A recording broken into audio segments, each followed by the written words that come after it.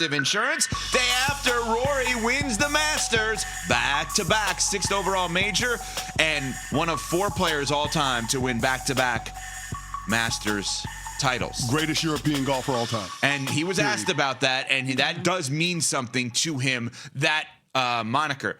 I don't know where I just... This is amazing. Where are you? What just happened? I don't know. That was unbelievable. You just went the invisible man on us. That was amazing. That was awesome. On the TV side, for those that are listening on radio, somehow my shot became an empty chair. Brilliant by our TV. I like this. I'm like a magician all of a sudden. This is awesome. Anyway, so... the NBA season comes to an end. Miami and Charlotte in one playoff game will get real big playing games. CC saw Charlotte play last night. Orlando at Philadelphia. You got Golden State at the Clippers and Portland at Phoenix. Those are your play-in games. But Doc is out. Doc Rivers out in Milwaukee. Giannis spoke to Eric Nehm of The Athletic, a phenomenal reporter, as he was leaving, I guess, Philadelphia last night. And he was asked about his future, Giannis was, and he said, that's a very good question. I don't know. It's not up to me anymore. It's not up to me. We'll see. Let's just stop there. It's not up to him. Hey, who the hell is it up to? Well, okay, good question. I'm asking you. I don't know. Who's it? If Giannis doesn't have any agency over his NBA future, and he's been the one that has floated the idea of considering playing somewhere else, over a year ago, I just don't understand with the way that things are trending in Milwaukee and the constraints that they have on roster construction. If winning matters to him, then it's clear and obvious what he should do. From the Bucks' perspective, I understand why they would never preemptively make the decision for Giannis by moving him, against his will if he wants to stay there and finish his career. But the reality is that both parties can't move forward by staying together. They need the divorce.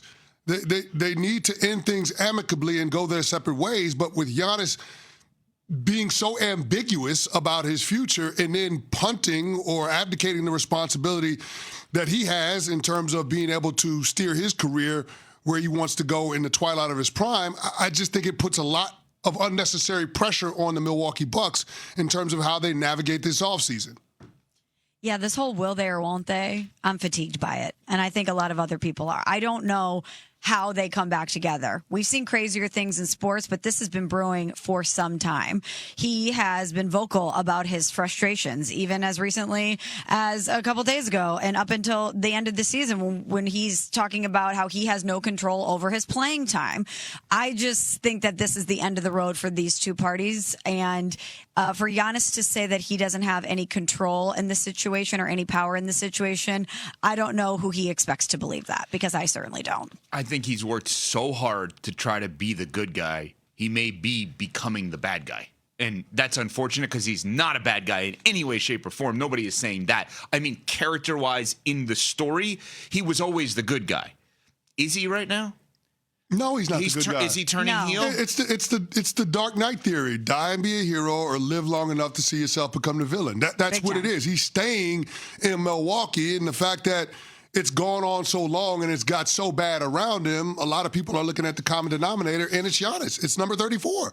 And I understand it. If he gives some clarity on what he wants, it allows the organization to plan what they need to do for the future.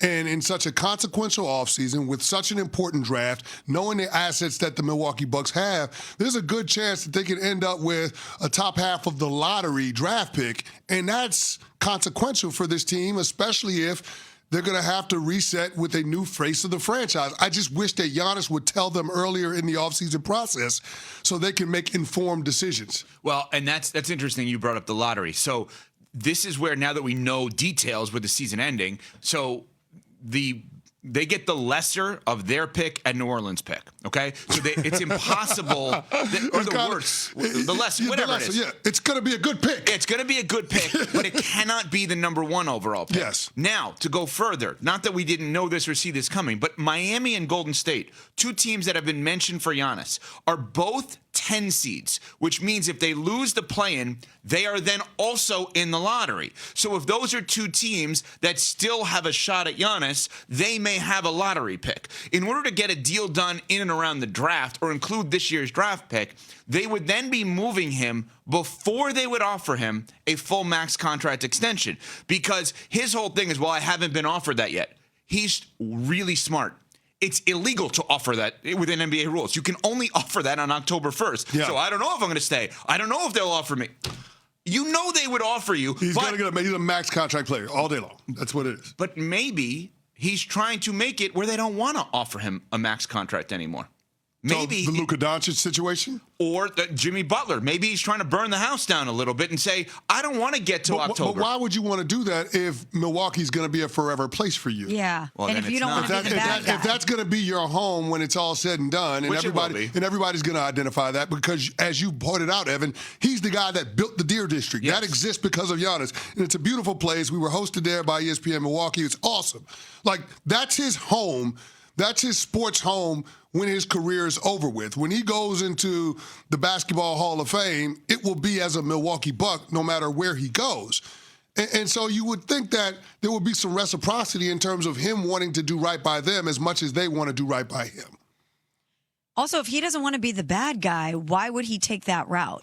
And Cece, you can speak to this obviously better than us. It is important to have a forever home in your sports career. It is important for a player of the caliber of Giannis to have a place that he can go back to that will always have that relationship. I mean, when we talk about Kevin Durant, that's one thing that feels incomplete about his career, is that even though he won with Golden State and had a great career there, that's the house that Steph built. There's so many other players on that team that feel like they have more of a stake in the foundation of the Warriors than KD does, even though he had that great chapter there. So for Giannis, like, you need this symbiotic relationship at the end of your career. And I'm sure that once this is all said and done and enough time has passed, however this goes down, those two will find a way to come back to each other, and it will be the warm and fuzzies because they won together.